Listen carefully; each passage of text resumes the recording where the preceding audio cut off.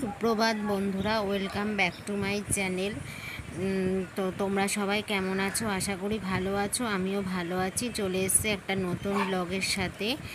তা এই দেখো, আমি আর মা মিলে চলে এসেছিলাম এই যে বাঁশ গাছের গিট তুলতে। মা এই যে বাঁশ গাছের গিট তুলছে। এই যে গিট তোলা হয়ে গেছে, আমরা এখন যাচ্ছি হেঁটে। মা ওইখানে একজনের বাড়িতে গেল একটু দরকারি।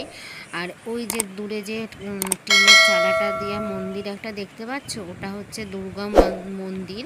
মানে ওনাদের একজনের বাড়ি আর কি, বাড়ির প্রতিষ্ঠিত দুর্গা মন্দির। প্রত্যেক বছর দুর্গা পুজো হয়। তো তারপরে দিন আমি আর মা চলে আসলাম বাড়িতে। এসে আবার যাচ্ছি কালীবাজারে, কালকে জামাই ষষ্ঠী, সেই উপলক্ষে। তো এই যে আমরা চলে এসেছিলাম মাটনের দোকানে। তো একজন নিচ্ছিল মাটন, তারপরে আমাদের দেবে মটন। দাঁড়িয়েছিলাম যে এই দেখো, তারপরে আমাদেরও মটন দেয়া কমপ্লিট। এই যে মটন নেওয়া হয়ে গেছে, আমরা এখন যাব বাড়িতে। তারপরে এই দেখো, এটা হচ্ছে আমাদের বাড়ির লেবু গাছ। লেবু গাছ থেকে মা লেবু তুলছে, মানে ষষ্ঠীতে বাদ দিয়ে লাগবে আর কি। সেই জন্য মা বলছে এই লেবুটা তুলবো নাকি। আমি বলছি হ্যাঁ, এটাই তোলো। দেখো অনেক কিন্তু কাগজি লেবু হয়েছে, অনেক, মানে গাছ ভর্তি কাগজি লেবু। তোমাদের ক্যামেরায় কতটা বোঝা যাচ্ছে জানি না। তো এই যে তারপরে শার্ট বাঁধা কমপ্লিট হয়ে গেছে। যে আমাদের এরকমভাবে এখানে 60টা দুব্বো, 60টা বাঁশের গিট, তারপরে আম, লেবু, কলা, ফুল, তারপরে সুপারির ছড়া আর সুপারির খোল এটার মধ্যে।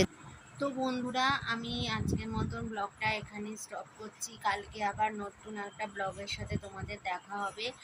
আর মানে জামাই ষষ্ঠীর যে, মানে কি বলবো, যে শার্টটা বেঁধেছে আর কি, শার্ট বলে আমাদের। তো সেই শার্টটা বাঁধার সময় আমি বাড়ি ছিলাম না, আমি গেছিলাম জাগুলিতে। তা যাই হোক, তাই তোমাদের দেখাতে পারিনি। আর তোমাদের সবাই জামাই ষষ্ঠী, সবার জামাই ষষ্ঠী খুব ভালো কাটুক, খুব আনন্দ করে কাটাও। তার ব্লগটা কেমন লাগলো অবশ্যই আমাকে কমেন্টে জানিও। আর আমার চ্যানেলের নতুন বন্ধু হয়ে থাকলে চ্যানেলটিকে সাবস্ক্রাইব করতে ভুলো না। আর আমার ব্লগগুলো বা রেসিপিগুলো ভালো লাগলে একটা লাইক এবং কমেন্ট করো। সবাই সুস্থ থাকো, ভালো থাকো। দেখা হচ্ছে নেক্সট ব্লগে।